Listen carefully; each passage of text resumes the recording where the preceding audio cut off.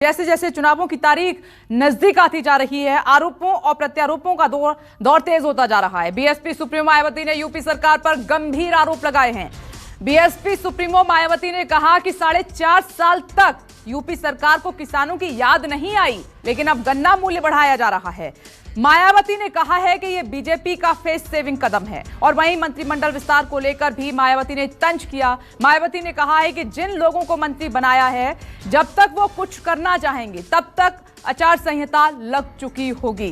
तो अशोक, ये जो तंज कसा है मायावती ने, कैसे देखें?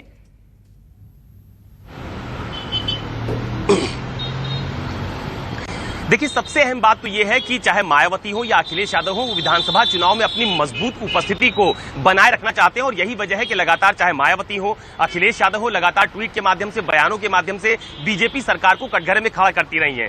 आज जो मायावती ने ट्वीट किया था, उसमें स्पष्ट तौर पर मंत्रिमंडल विस्तार को लेकर तंज था।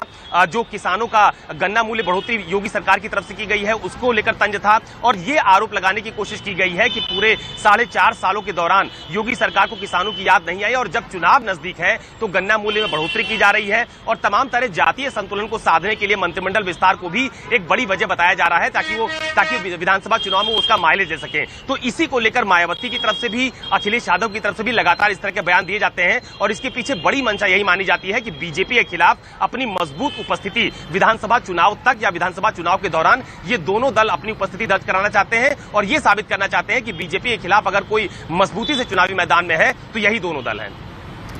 अशोक तिवारी, आपका बहुत बहुत शुक्रिया इन तीनों खबरों पर जानकारी देने के लिए। और इसी के साथ एक छोटा सा ब्रेक, फौरन लौटेंगे। देखते रहिए न्यूज़ 24।